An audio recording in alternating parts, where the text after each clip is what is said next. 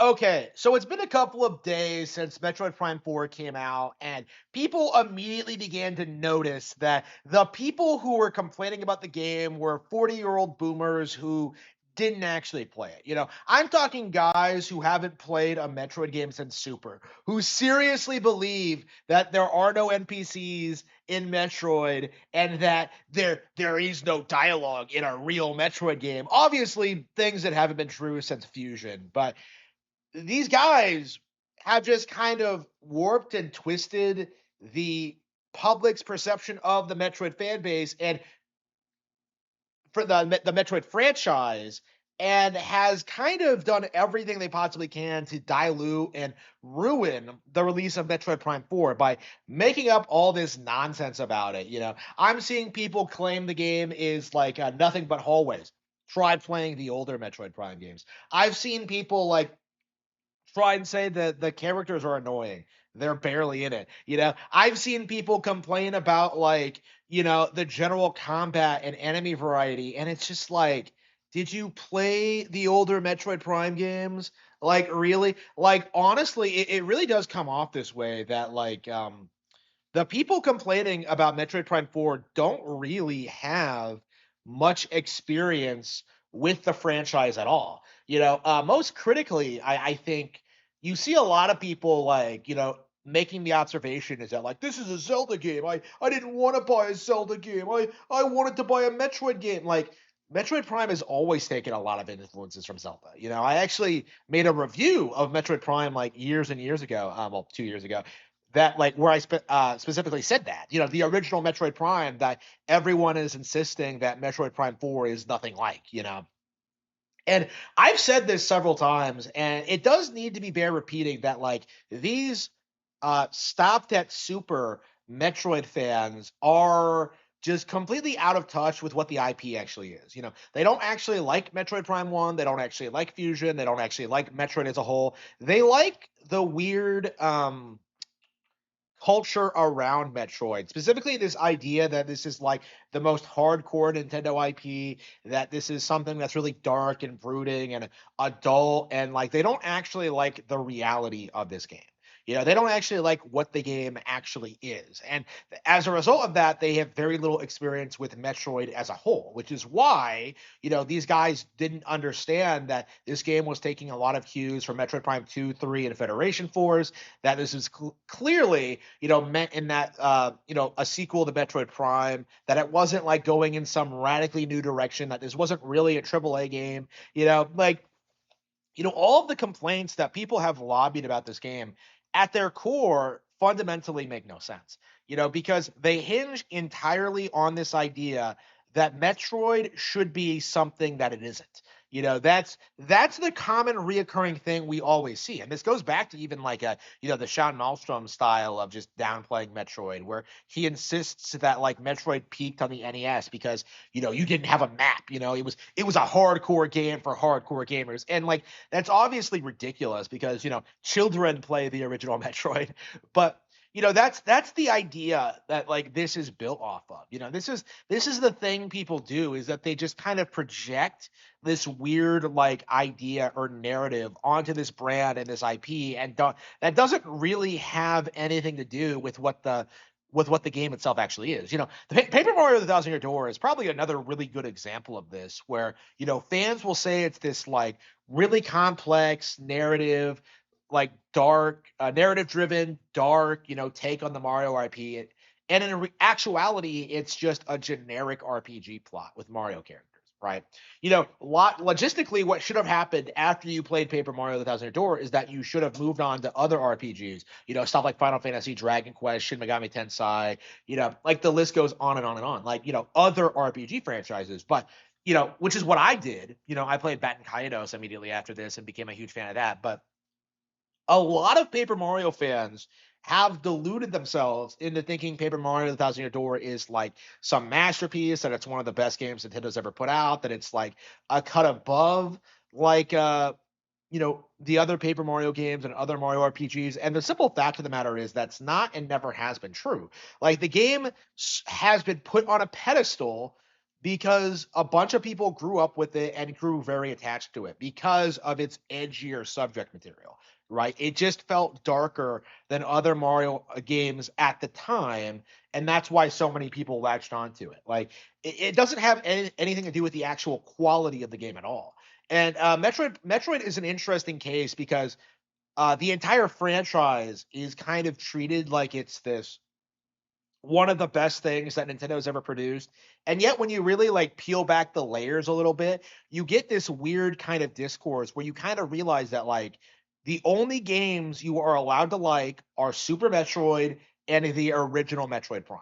Like you never see people talking about like, Federation Force or Prime 3, Prime 2, Prime Pinball, Prime Hunters, Metroid 1 or Metroid 2. Like Fusion is like wildly hated in some circles. Dread, I think is only talked about as positively as it is because like a lot of new people came on board. Because it was like such a huge hit. But like generally speaking, traditionally, like the only games that were like you were allowed to like as a Metroid fan were Super and Prime because they supposedly like best emphasized what made Metroid special, which is completely at odds with the reality of what these games are. A fact that you can kind of see even in this during this backlash period for Metroid Prime 4 because I've seen people say that like Metroid shouldn't have any dialogue or exposition at all, and yet Super Metroid begins with a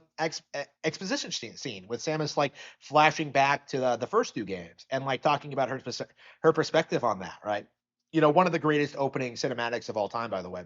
Never get tired of that cutscene, by the way. So, with all that being said, like when you look at like people who played the game and are trying to downplay it, people like Craig the Snake, right? Like I got to the jungle area and then quit. Like it sounds ridiculous if you think about it. That like someone who plays video games professionally would like do that would like get past the tutorial and then quit, but like it makes a bit more sense when you realize just how short Super Metroid actually is. Super Metroid is like what you can get through in like an hour and a half maybe, like if you know what you're doing. Prime 4, like for a lot of these people, like they really play like the first hour or so and are just like, oh, I'm not into this. This isn't good. Oh, this isn't as good as Super, and don't really think about the fact that like this is a way longer game with way more content. It's just they don't really think about it in that way. Like and again, like I need to reiterate that like when Metroid Prime first came out, a lot of super fans did not like it or Fusion because of the radical changes to the formula. In the end, Prime became like kind of this cultural phenomenon because of like it was a realistic adult Nintendo game. But like at the end of the day, when it came to core fans, you can look this up. There was plenty of skepticism regarding this project before it came out. And it's something that's been kind of like you know um brushed aside over time. Like, oh no, we've always loved Metroid Prime, but you certainly didn't come out for Metroid Prime 2 or 3. And now you're trying to tell people that like those games were better than Prime 4. It just to me, it's very, very obvious that like the people who have stuck with Metroid Prime, the people who have played stuff like Federation Force and Hunters, who have like, experienced this IP and like have experienced like this franchise and its like evolution, like they are overwhelmingly happy with Prime 4. The people who are upset are the PC gamers.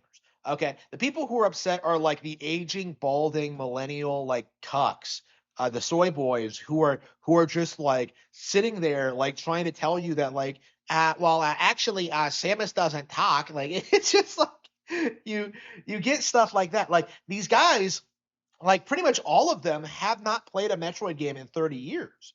Like, how exactly are you going to take these guys seriously? Why exactly are they presenting themselves as the real fans when they have no experience at all with the Metroid Prime side series? They have no idea about this series, like about Zelda's influence on this series. They have no idea how the series grew and evolved. They have no idea what Kensuke Tanabe's plans are for the future of the franchise. They were completely blindsided by the involvement of the GF in this. They were blindsided by Silex. They were blindsided by like all this stuff that like, actual fans saw coming a mile away.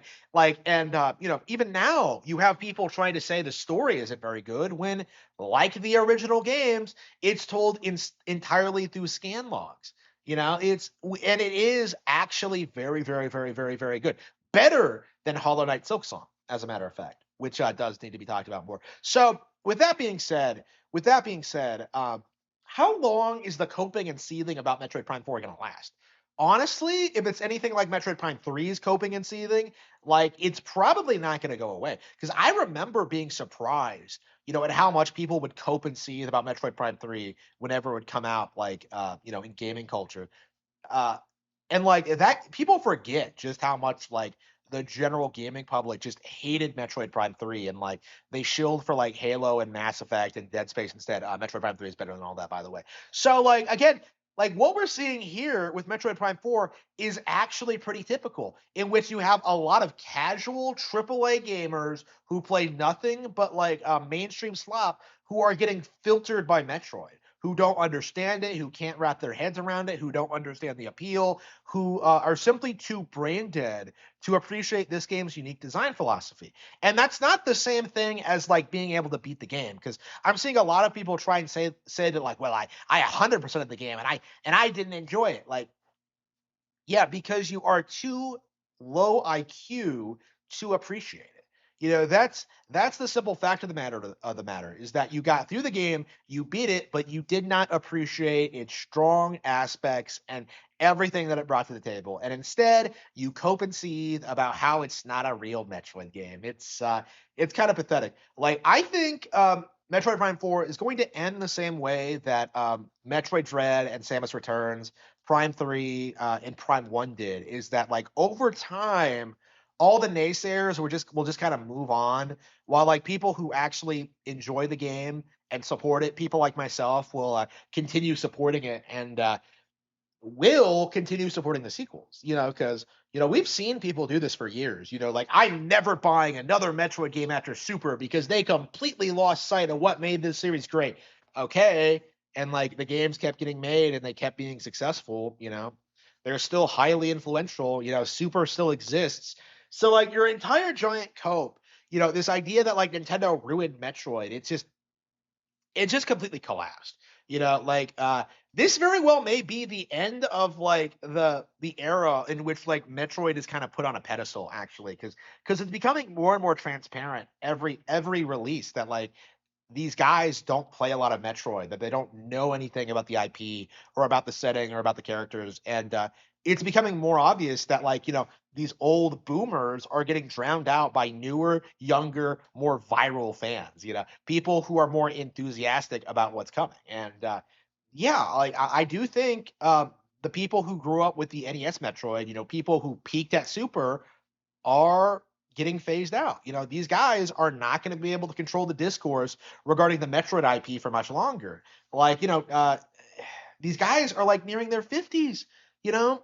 Like, it is ridiculous like how long like Metroid was put on a pedestal, more so than like other Nintendo IPs. And this might be the beginning of Metroid being more fairly evaluated. But in being more fairly evaluated, you will have more people appreciate it as a niche subculture Nintendo game with not a lot of mass appeal, instead of having people screaming about how it's just not as good as what they grew up with.